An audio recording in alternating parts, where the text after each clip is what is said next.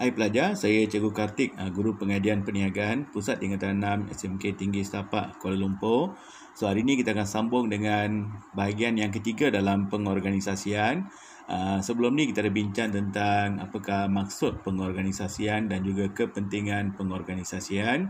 Kita juga ada bincang tentang reka bentuk organisasi, iaitu berkaitan dengan jenis penjabatanan. Okey, kita ada bincang tentang carta organisasi, apa maklumat yang ada dalam carta dan juga bentuk carta organisasi, dan kita ada bincang tentang jenis penjabatanan, iaitu fungsi, division, matrix. Okey, kita ada bincang bentuk penjabatanan lain seperti pasukan kerja, okey, projek, okey, tanpa sempadan dan juga unit perniagaan strategik. Okey, so hari ini kita akan sambung dengan satu lagi bahagian, iaitu berkaitan dengan proses pengorganisasian. Okey, so proses pengorganisasian ni melibatkan 5 langkah. Ini adalah fakta khusus, okey, iaitu penentuan objektif, pengenalpastian aktiviti, pengelasan aktiviti, pengelompokan aktiviti dan juga pengagihan tugas, autoriti dan tanggungjawab. Ini fakta khusus ya. Diikuti oleh manual organisasi yang berkaitan dengan fail meja, manual prosedur kerja dan juga prosedur kualiti. Okey. Alright, kita mula dengan proses pengorganisasian. Okey. Proses pengorganisasian ni berkaitan dengan bagaimana kita membentuk, okey, objektif, bagaimana kita kenal pasti aktiviti untuk mencapai objektif yang telah ditetapkan dan juga bagaimana pekerja akan melakukan tugas mereka. Okey. So proses pengorganisasian yang dibuat secara teratur dan baik ini akan wujudkan persekitaran kerja yang baik, okey, di mana semua pekerja faham apa yang mereka kena buat dan juga apa tanggungjawab atau kewajipan mereka. Okey, so proses yang dibentuk dengan teratur menyebabkan pekerja faham apa yang patut mereka buat dan apa kewajipan mereka, menyebabkan kita mudah mencapai objektif. Okey, kalau kita tak buat proses ni dengan baik, menyebabkan pekerja confused, okey, pekerja keliru, mereka rasa kecewa sebab mereka tak buat tugas dengan betul. Ini akan mengurangkan kecekapan, okey, dan juga aktiviti yang dijalankan ni kurang berkesan. Okey, so proses pengorganisasian ni sangat-sangat penting supaya kita boleh buat kerja dengan betul. Okey, contohnya katakan kamu sebagai pengerusi Persatuan Bola Sepak, okey, kamu diminta untuk menganjurkan satu aktiviti, okey, aktiviti bola sepak ataupun pertandingan bola sepak. Kita mula dengan objektif, okey, apa yang kita nak capai. Lepas tu kita akan kenal pasti apa aktiviti yang berkaitan dengan penganjuran pertandingan bola sepak. Kita akan agihkan tugas supaya setiap orang tahu apa tugas dia. Okey, contohnya kalau Jawatankuasa hadiah tahu apa tugas yang dia kena buat. Okey, Jawatankuasa pengadil tahu apa tugas dia. Bayangkan kalau kita tak aturkan aktiviti dengan betul, sudah pasti ya, pertandingan bola sepak ni tidak akan berjaya. Okey, so pengagihan tugas, penentuan aktiviti ni sangat-sangat penting. Okey, so proses ni bermula dengan penetapan matlamat. Okey, lepas tu kita kenal pasti apa aktiviti yang berkaitan, kita kelaskan aktiviti dan kita kelompok aktiviti. Dan akhir sekali, kita bagi dia tugas, autoriti dan tanggungjawab supaya mereka buat kerja seperti yang telah ditetapkan. Itu dikenali sebagai proses pengorganisasian. Okey. So, dia melibatkan 5 langkah. Okey. Sebagai contoh, katakan syarikat ABC Berhad. Okey, dia ni sebuah syarikat pengeluaran pakaian terkemuka di Malaysia dan dia nak kembangkan pasarannya ke benua Eropah. Okey. So sekarang ni dia tumpu kepada di Malaysia saja dan dia bercadang untuk kembangkan pasaran ke benua Eropah. Untuk tujuan tersebut, syarikat ni bercadang untuk menubuhkan sebuah unit perniagaan khusus untuk memenuhi keperluan pasaran Eropah. Jadi kita lihat apakah proses pengorganisasian yang perlu dibuat oleh syarikat tersebut supaya matlamat syarikat tercapai. Okey.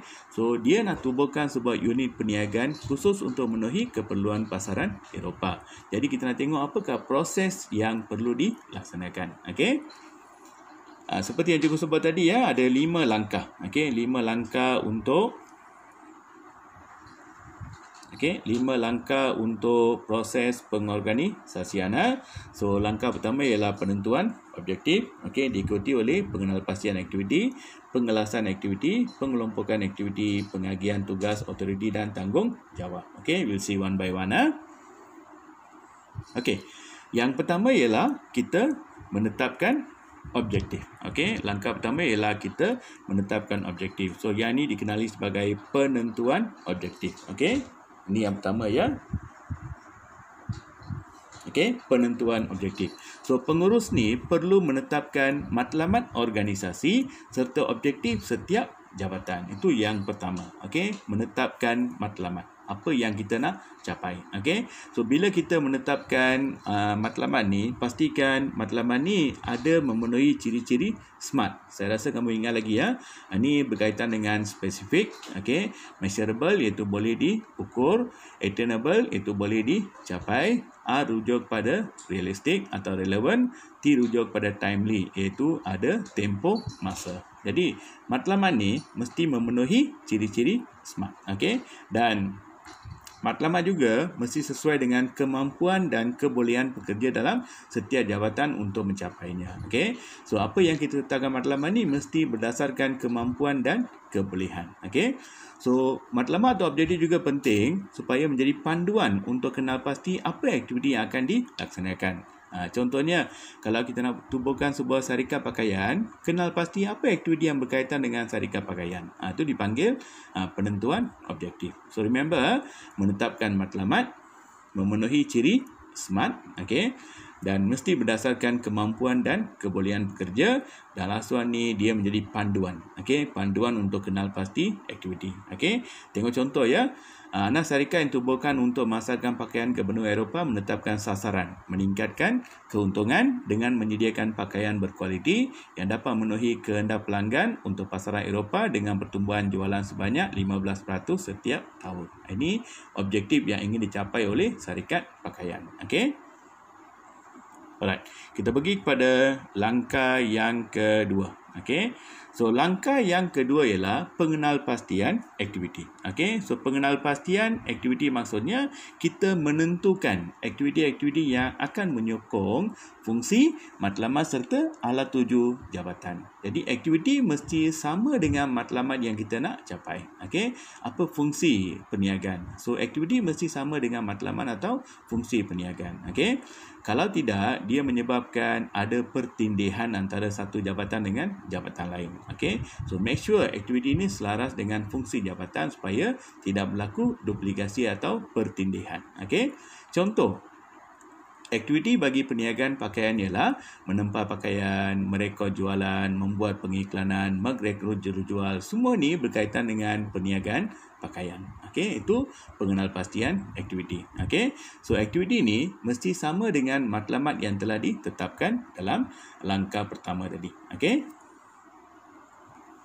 Okey, langkah yang ketiga. Okey, langkah yang ketiga ni pengelasan aktiviti. Okey, kita classify. Pengelasan maksudnya kita classify. Okey, classify maksudnya apa? Kita kategorikan atau kita susun aktiviti mengikut kriteria tertentu. Okey, dia ada beberapa spesifikasi. Contohnya kemahiran pekerja, kecekapan pekerja dan sebagainya. Jadi langkah dua tadi kita kenal pasti aktiviti. Langkah yang ketiga adalah kita classify. Okey, kita kelaskan aktiviti atau kategorikan atau susun aktiviti mengikut kemahiran atau kecekapan pekerja. Maksudnya kita kumpulkan aktiviti dalam unit-unit yang kecil. Okey, sebab seorang pekerja tak boleh buat semua kerja. Okey, contohnya kalau kita lantik jawatan kuasa hadiah, mereka tak boleh uruskan pengadilan. Mereka tak boleh uruskan bahagian pengurusan peserta. Jadi jawatan kuasa hadiah ni hanya uruskan aktiviti berkaitan dengan pembelian hadiah, okey, menyusun hadiah, memilih hadiah dan sebagainya. Itu dipanggil unit kecil. So, pecahkan per unit kecil ni come under pengelasan aktiviti. Okey. Contohnya kerja menempah stok, menerima dan menyusun stok, mengira dan keluarkan stok. Semua ni kita letak dalam satu kategori yang dikenali sebagai unit penyimpanan stok. Itu dikenali sebagai pengelasan. So yang pertama penentuan objektif, yang kedua kita kenal pasti aktiviti, yang ketiga kita kelaskan aktiviti. Okey. Langkah yang ketiga, kita kelompok aktiviti. Okey, kelompok maksudnya kita kumpulkan. Okey, kumpulkan mengikut jabatan tertentu. Tadi unit dah, yang ni jabatan tertentu. Okey, mengikut sifat atau fungsi. Okey, so yang pertama kita kenal pasti, yang kedua kita kelaskan dan yang ketiga kita kumpul atau kelompok aktiviti mengikut jabatan. dan kita bagi satu nama. Okey, nama jabatan berdasarkan jenis kerja yang dipertanggungjawabkan. Okey, contohnya Jabatan Sumber Manusia akan uruskan aktiviti seperti rekrut pekerja, sediakan program latihan, menguruskan ganjaran dan sebagainya. Itu langkah yang keempat. Okey. Mungkin pelajar agak confuse antara kelas dengan kelompok. Okey, mari kita lihat gambar ajar ni. You tengok gambar ajar ni. Okey. Gambar ajar ni dia ni macam funnel kan. Okey, dalam bentuk satu funnel. Okey. So pengenalpastian aktiviti ni umum. Kita just namakan semua aktiviti berkaitan dengan perniagaan pakaian. Okey. Lepas tu pengelasan aktiviti ni kita wujudkan unit. Okey, iaitu kita klasifikasikan aktiviti mengikut kemahiran pekerja. Itu kelas. Kelompok ni kita namakan jabatan. Ini lebih khusus kan. Yang ni agak sederhana tapi yang ni lebih khusus. Dipanggil jabatan pemasaran. Nampak tak funnel ni? Okey. Kita kenal pasti aktiviti, kita kelaskan aktiviti dan akhir sekali kita fokus pada jabatan. Okey. Contohnya jabatan pemasaran ni melibatkan unit jualan, unit pengiklanan, unit khidmat pelanggan. Itu dipanggil kenal pasti kelas kelompok. Langkah 2, 3 dan 4. Okey, clear? Alright. Kita pergi kepada langkah yang terakhir, iaitu pengagihan tugas, otoriti dan tanggungjawab. Okey. Lepas kita kenal pasti jabatan, kenal pasti unit, okey. Pengurus perlu tentukan berapa pekerja untuk setiap unit. Okey, dah kenal pasti pekerja kan? Pekerja mana yang sesuai untuk unit stok, okey, unit khidmat pelanggan dan sebagainya. Dan kita kena tentukan apa bidang tugas mereka supaya mereka jelas apa yang mereka patut lakukan. Apa kewajipan atau tanggungjawab pekerja. Dan akhir sekali mesti ada rantaian arahan, iaitu terima arahan daripada siapa. Okey. So pengurus di setiap jabatan ni akan agihkan tugas. Okey, awal berapa. Okey, dia akan agihkan tugas mengikut individu yang telah dikenal pasti, sebab setiap orang ni ada kemahiran yang berbeza. Contohnya pengurusan stok ni diberi kepada pekerja yang ada kemahiran dalam pengurusan stok. Okey. Di samping itu, pekerja juga perlu diberi otoriti, kuasa untuk membuat keputusan supaya mereka boleh bekerja dengan baik. Okey. Contohnya pengurus pemasaran syarikat pakaian diberi otoriti, iaitu hak untuk buat keputusan tentang program pemasaran untuk memasarkan pakaian. Jadi otoriti dia hanya berkaitan dengan pemasaran saja. Sebab ini jabatan pemasaran. Kita telah kenal pasti. Dia ni memang expert dalam bidang pemasaran. So dia boleh buat keputusan berkaitan dengan program pemasaran. Itu dipanggil proses pengorganisasian. Very simple. 5 langkah saja. Langkah pertama ialah penentuan objektif. Yang kedua, pengenalpastian aktiviti. Yang ketiga, kita kelaskan aktiviti. Yang keempat, kita kelompok aktiviti. Dan akhir sekali, kita agihkan tugas, otoriti dan tanggungjawab. Okey, 5 langkah ya. Okey, kita pergi kepada manual organisasi. Okey, apa dia manual organisasi? Okey, so manual organisasi ini merujuk kepada satu buku panduan. Okey, guidebook, buku panduan. Buku panduan ni ada semua maklumat berkaitan dengan organisasi. Contohnya dasar, okey, prosedur kerja, undang-undang, carta organisasi, okey, peraturan operasi kerja dan sebagainya. Jadi, bagaimana organisasi ini akan berfungsi? Itu dipanggil manual organisasi. Jadi kalau kita tengok manual ni, kita faham apa yang dibuat oleh syarikat ni, apa prosedur kerja dia, apa peraturan dia, apa dasar dan sebagainya. So manual ni memberi gambaran, okey, gambaran tentang aktiviti dalam sesebuah organisasi. Okey. So kenapa yang ni penting? Dia menjadi panduan, okey, panduan kepada pekerja dalam sesebuah organisasi. Jadi dia tahu apa bidang kuasa dia, apa hak yang dia ada atau otoriti dia, okey, apa skop kerja dia, apa tanggungjawab dia dan sebagainya. So sebagai panduan, okey. So yang paling penting ingat dia ada 3 komponen utama dalam manual organisasi. Ini fakta khusus ya, itu file meja, manual prosedur kerja dan juga prosedur kualiti. Ingat dah, okey, ada 3, file meja, manual prosedur kerja dan juga prosedur kualiti. Okey. Alright, PC one by one. Okey, apa dia file meja? Okey, file meja ni merupakan satu dokumen rujukan di peringkat individu atau jawatan.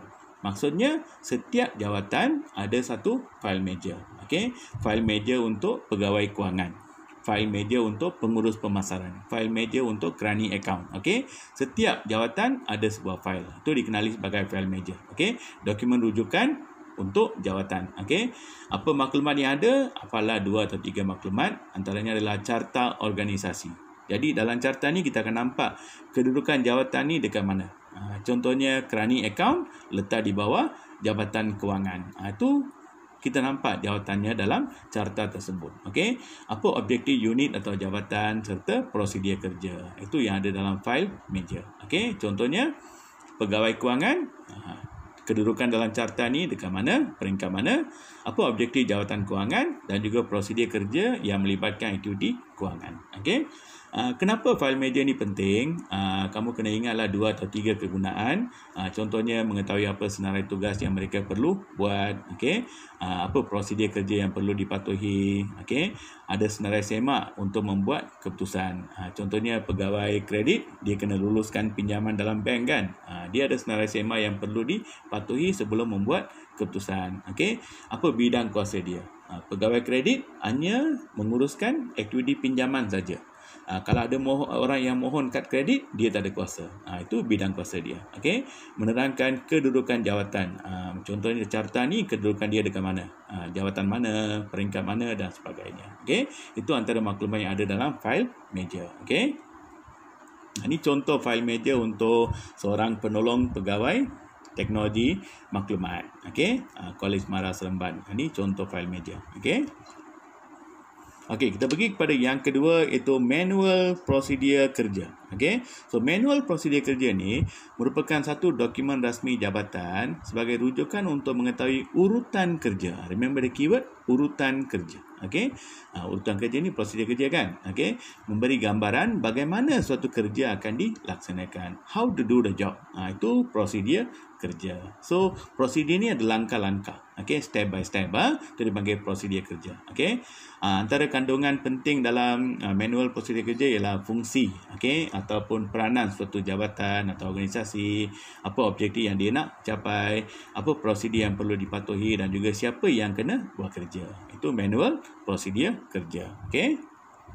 Prosedur quality itu untuk menetapkan standard atau mutu. Okey. So dokumen ini disediakan oleh organisasi untuk memastikan rekod kualiti diwujudkan dan diselenggara.